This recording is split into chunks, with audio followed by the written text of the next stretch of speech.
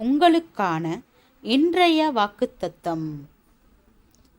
தேவனானவர் சபையிலே முதலாவது அப்போஸ்தலரையும், இரண்டாவது தீர்க்கதரிசிகளையும், மூன்றாவது போதகர்களையும், பின்பு அற்புதங்களையும், பின்பு குணமாக்கும் வரங்களையும், ஊழியங்களையும், ஆளுகைகளையும், பலவித பாஷைகளையும் ஏற்படுத்தினார்.